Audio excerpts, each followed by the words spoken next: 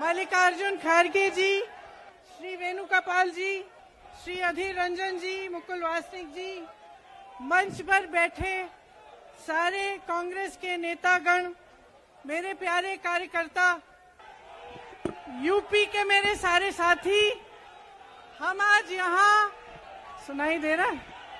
सुनिए, अब बोलूं? इजाजत है? मेरे यूपी के भाइयों, बोलने दो। देखिए, यहाँ पे बैठे हुए मेरे मन में एक पुरानी बात आई। 32 साल पुरानी बात है। मई 1991 की बात है। मेरे पिता की शव यात्रा तीन मूर्ति भवन से निकल रही थी। अपनी मां के साथ और अपने भाई के साथ हम एक गाड़ी में बैठे थे।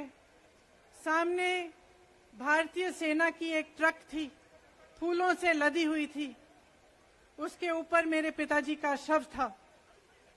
थोड़ी देर काफिला चला, 5-10 मिनट चला।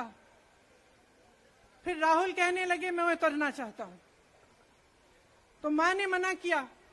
उस समय सुरक्षा का भी बहुत वो था, तो मां ने कहा नहीं, तुम उतर नहीं सकते। राहुल ने जिद की, नहीं मैं उतरूंगा। मैंने मां से कहा मां उतरने दो। राहुल गाड़ी से उतरा, उस सेना की ट्रक के पीछे खड़ा होके चलने लगा और तीन मूर्ति से लेके कड़ी धूप में अपने पिता के जनाजे के पीछे पीछे पैदल चलते चलते चलते चलते यहां पहुंचा। इस जगह से कुछ 400-500 गज दूर यहां पर मेरे शहीद पिता के अंतिम संस्कार मेरे भाई ने किए। सुनिए, वो चित्र मेरे दिमाग में अभी भी है, मेरे मन में है। मेरे पिता का शव इस तिरंगे झंडे में लपेटा गया था। इस तिरंगे के नीचे मेरे पिता का शव था और उसके पीछे चलते चलते मेरा भाई यहां आया। उस शहीद पिता का अपमान भरी संसद में किया जाता है। उस शहीद के बेटे को आप देशद्रोही कहते हैं, आप मीर जाफर कहते हैं, उसकी आप मां का अपमान करते हैं।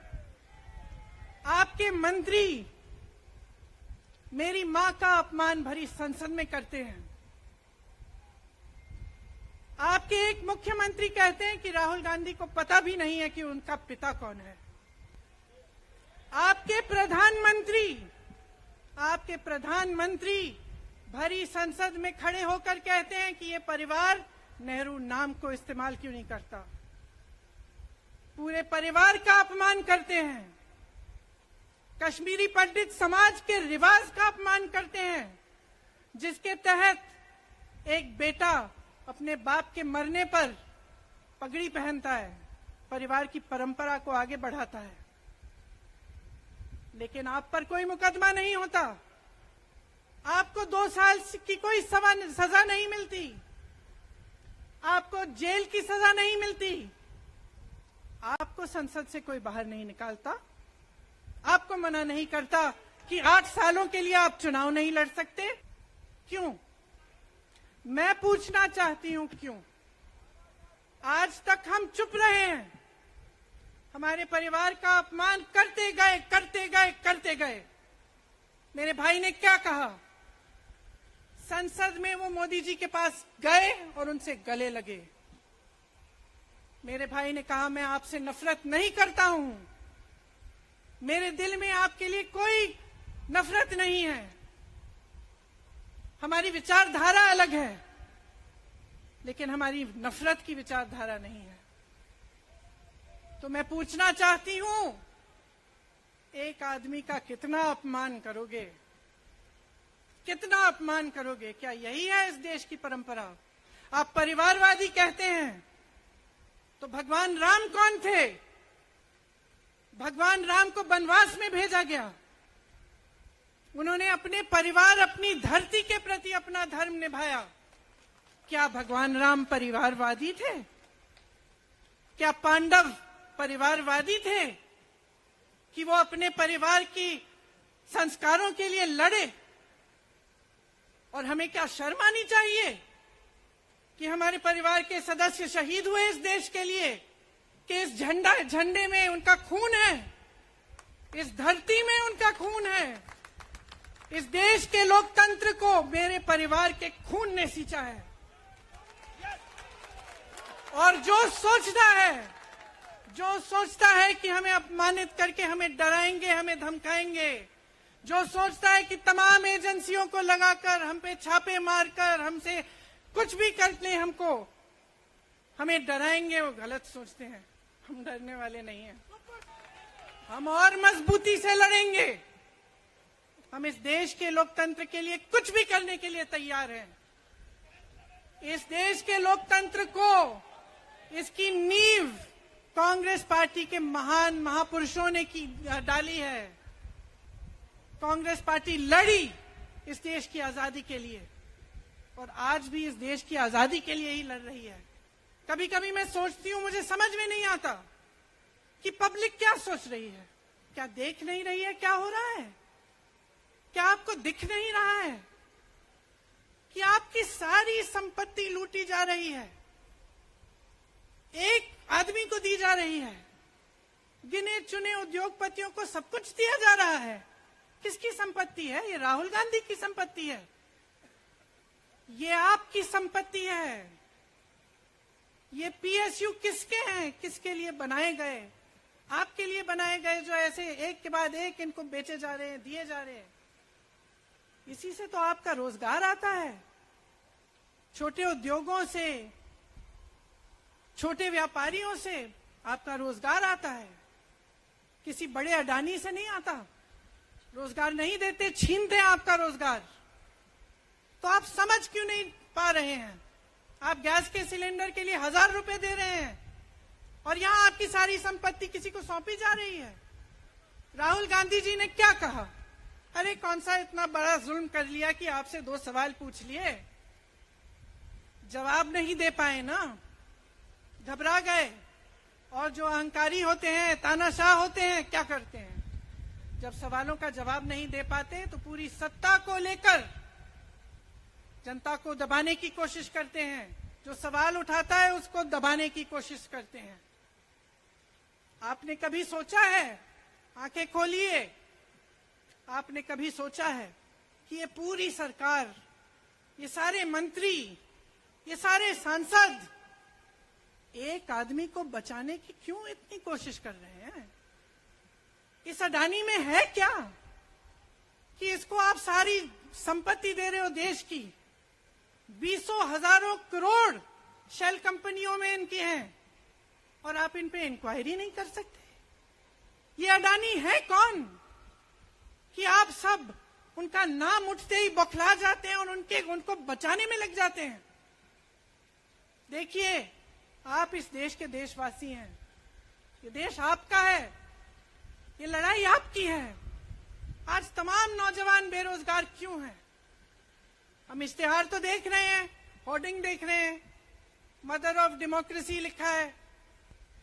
कहते हैं कि हमारी अर्थव्यवस्था बहुत तेजी से आगे बढ़ रही है, तो इतने नौजवान बेरोजगार क्यों हैं? तो जहां जहां हम जाते हैं बेरोजगार नौजवान क्यों दिखते हैं? इतनी महंगाई क्यों है? इतनी महंगाई क्यों है? क्या आप इतने बड़े काम कर सकते हो लेकिन एक गैस सिलेंडर का दाम कम नहीं कर सकते? आप छोटे व्यापारियों की मदद नहीं कर सकते? आप रोजगार नहीं बनवा सकते? तो फिर आपकी सरकार किस काम की है? लोगों को दबाने के लिए है या अडानी जी को आगे बढ़ाने के लिए है? तो आज ये समय आ गया है कि हमें गंभीरता से सोचना पड़ेगा। ये सरकार पूरी कोशिश करती है कि आपका ध्यान भटकाया जाए। अब आप सोचिए, कन्याकुमारी से कश्मीर तक एक आदमी चला, उसके साथ लाखों लोग चले। क्या पैगाम लेके चला? किस लिए चला? उसके दिल में क्या भावना थी कि लाखों लोग देश भर से उससे जुड़ के चले? समता, एकता की भावना थी। आज आपके सारी मीडिया आपके सारे मंत्री, आपके सारे सांसद, आपके सारे कार्यकर्ता कह रहे हैं कि राहुल जी ने विदेश जाकर देश का अपमान किया, राहुल जी ने एक वर्ग का अपमान किया।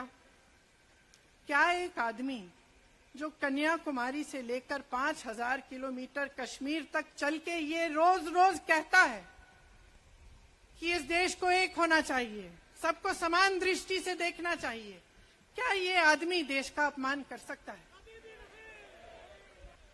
क्या ये आदमी एक वर्ग का अपमान कर सकता है?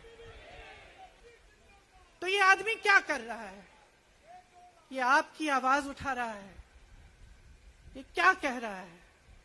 कह रहा है कि गरीबों को अपना हक दो, नौजवानों को अपना हक दो, महिलाओं को अपना हक दो। यही तो कह रहा है। और हक क्या है? हक ये है कि जो आपका है वो आपके हाथों में जाना चाहिए, किसी बड़े उद्योगपति के हाथ में नहीं जो प्रधानमंत्री जी के मित्र हैं। ये है आपका हक। उसी हक की लड़ाई लड़ रहा है। तो आप समझिए, ये एक इंसान की बात नहीं है, ये एक राहुल गांधी की बात नहीं है, ये पूरे देश की बात है। जब हम कहते हैं लोकतंत्र को बचाना है, तो हम किस बात को बचाने की कह रहे हैं? क्या कह रहे हैं हम? लोकतंत्र क्या होता है? खुल के जवाब मांगो, सवाल उठाओ। यही तो लोकतंत्र है कि आपको कोई आपत्ति है, कोई समस्या है, आप किसी के पास जाकर अपना हक मांग सकते हैं। आप कह सकते हैं भाई हमारे लिए ये क्यों नहीं किया, इतनी महंगाई क्यों है, हमारे लिए रोजगार क्यों नहीं बनाए। लेकिन आज यही हक आपसे छीना जा रहा है और आपका ध्यान इधर उधर भटकाया जाता है और इतनी चीजों को फैलाया जाता है जो सच नहीं है, झूठों को फैलाया जाता है। आप सोचिए, राहुल गांधी दुनिया के सबसे बड़े जो शिक्षा के संस्थान है वहां से पढ़ के आए हैं। हार्वर्ड और कैम्ब्रिज की उनकी डिग्री है। कैम्ब्रिज से उन्होंने इकोनॉमिक्स में मास्टर्स डिग्री, एमफिल डिग्री उनको मिली। आप उसको पप्पू बनाते हैं। पूरे देश भर में आपकी सहायता के साथ मेरे मीडिया के दोस्तों, डिग्री आपने देखी नहीं, सच्चाई आपने देखा नहीं, उनको पप्पू बना दिया। फिर पता चला कि ये पप्पू तो यात्रा में निकल आया और पता चला कि ये तो पप्पू है ही नहीं। इसके साथ तो लाखों लोग चल रहे हैं, ये ईमानदार भी है, ये सब बातों को समझता भी है, ये जनता के बीच जा रहा है, जनता की समस्याओं को सुन रहा है, तो जनता इसके साथ चली जा रही है। तो घबरा गए कि राहुल गांधी ने संसद में वो सवाल उठाए जिनका उनके पास जवाब नहीं है। क्या किया सुन लीजिए। एक तरफ से हंसी भी आती है कि एक आदमी को रोकने के लिए इतना सारा करना पड़ा। जिस आदमी ने राहुल जी के खिलाफ सूरत में कंप्लेंट लगाई, आपको मालूम है कि पिछले साल उसने खुद कचहरी में जाके बोला इस पे आप स्टे लगा दीजिए। 1 साल के लिए अपने ही केस पे स्टे लगवाया। फिर वापस कब गए केस खुलवाने के लिए? राहुल गांधी के संसद में अडानी पे के भाषण देने के 1 हफ्ते बाद। 1 हफ्ते बाद वो आदमी वापस जाता है, कहता है केस खोल दी, सुन लीजिए, अब हम तैयार हैं। 1 महीने के अंदर अंदर जज कह देते हैं कि राहुल गांधी को 2 साल की सजा मिलेगी। आपने देखा इस देश में कितने केस हैं कि जेल में 10 साल के लिए पड़े रहते हैं, उनकी सुनवाई नहीं होती। ये तो सुनवाई भी फट से हो गई, जजमेंट भी फट से हो गई, सजा भी फट से हो गई। और आपने कह दिया अगले दिन कि 8 सालों के लिए ये चुनाव नहीं लड़ सकते, संसद से बाहर कर देंगे इनको। वाह वाह वाह वाह वाह वाह, बहुत धैर्य है आप में। अरे कायर है इस देश का प्रधानमंत्री। लगा दो केस मुझ पर, लगा दो केस मुझ पर, जेल ले जाओ मुझे भी, लेकिन सच्चाई ये है कि इस देश का प्रधानमंत्री कायर है, अपनी सत्ता के पीछे छुपा हुआ है, अहंकारी है। और इस देश की बहुत पुरानी परंपरा है, इस देश की बहुत पुरानी परंपरा है, हिंदू धर्म की पुरानी परंपरा है कि अहंकारी राजा को जनता जवाब देती है। और इस देश की बहुत पुरानी परंपरा है कि अहंकारी राजा को ये देश पहचानता है। मेरे परिवार ने मुझे एक चीज सिखाई है कि ये देश दिल से बोलता है और दिल से सुनता है। ये देश सच्चाई को पहचानता है और मैं जानती हूं कि आज वो दिन है जब से सारा कुछ बदलने लगेगा। मेरे मीडिया के साथियों, मैं आपसे कहना चाहती हूं, बहुत हो गया है, बहुत हो गया है। मैं जानती हूं आप पर कितना दबाव है। मैं जानती हूं कि आपको लाइन भेजी जाती है कि आज आपको ये कहना है, आज आपको ये लिखना है, लेकिन आपकी एक बहुत बड़ी जिम्मेदारी है। आज लोकतंत्र खतरे में है। अगर सरकार सवाल उठाने वाले को 8 सालों के लिए संसद से निकाल सकती है, अगर कह सकती है कि तुम्हें चुनाव लड़ने की ही इजाजत नहीं है, तो बहुत गड़बड़ है, बहुत गलत हो रहा है और ये लोकतंत्र के लिए ठीक नहीं है, ये इस देश के लिए ठीक नहीं है। जब आप पत्रकार बने, शुरू में जब आप काम के लिए आए, तो आपके दिल में भी ये होगी बात कि देश के लिए मैं सच्चाई बोलूंगा, मैं सच्चाई बोलूंगी। आज आप बोल नहीं पा रहे हैं, हिम्मत करिए, खड़े हो जाइए आप भी। और जैसे खड़गे जी ने कहा कि तमाम पार्टियों ने आज अपनी आवाज उठाई है, उनका हम सब धन्यवाद देते हैं। और हम सबको एक होना पड़ेगा, इसलिए होना पड़ेगा क्योंकि आज ये देश खतरे में है। आज इस देश की सारी संपत्ति एक आदमी को सौंपी जा रही है और उस आदमी को बचाने के लिए पूरी सरकार खड़ी हो जाती है। बहुत गलत हो रहा है। अगर आज मेरे भाइयों और बहनों आप इसको पहचान नहीं पाएंगे तो इस देश को बहुत खतरे में डाल देंगे। इसीलिए यहाँ खड़े हुए महात्मा गांधी जी की समाधि के कुछ ही गज दूर खड़े हुए मैं आपको याद दिलाती हूं कि कितनों ने इस देश के लिए अपना खून बहाया है, कितनों ने इस देश की धरती, इस देश की आजादी के लिए अपना खून बहाया है। ये अफसर हैं यहाँ तैनात खड़े हैं, इसी तरह से इनके भाई सरहद पे खड़े होते हैं हमारे लिए, आज भी अपना खून बहा रहे हैं। क्या इसके लिए? क्या अडानी जी के लिए? कि अपने देश के किसान के लिए, अपने देश के गरीब के लिए, अपने देश के छोटे व्यापारियों के लिए, महिलाओं के लिए, अपने बच्चों के भविष्य के लिए हम सब अपनी जान देने के लिए तैयार हैं। तो मैं आपसे आग्रह करती हूं, मेरे देशवासियों, आंखें खोल लो, समय आ गया है, डरो मत। राहुल गांधी के शब्दों में डरो मत, इनका सामना करने का समय आ गया है। एकजुट हो जाओ, सामना करो, इस देश की सच्चाई को उभारो, इस देश की एकता को बनाए रखो और इस देश को आगे बढ़ाओ। जय हिंद, जय हिंद, जय हिंद। नमस्कार, मैं हूं मुकेश कोरी। आपको ये वीडियो कैसा लगा है उस पर अपना सुझाव कमेंट बॉक्स में जरूर दें। हमारे चैनल को सब्सक्राइब ना किया हो तो सब्सक्राइब करें, बेल आइकन पर प्रेस करें, प्रत्येक खबर का नया नोटिफिकेशन सबसे पहले आपको प्राप्त होगा। हम फिर मिलेंगे एक नई खबर के साथ, तब तक आप हमको इजाजत दीजिए। जय भारत, जय हिंद।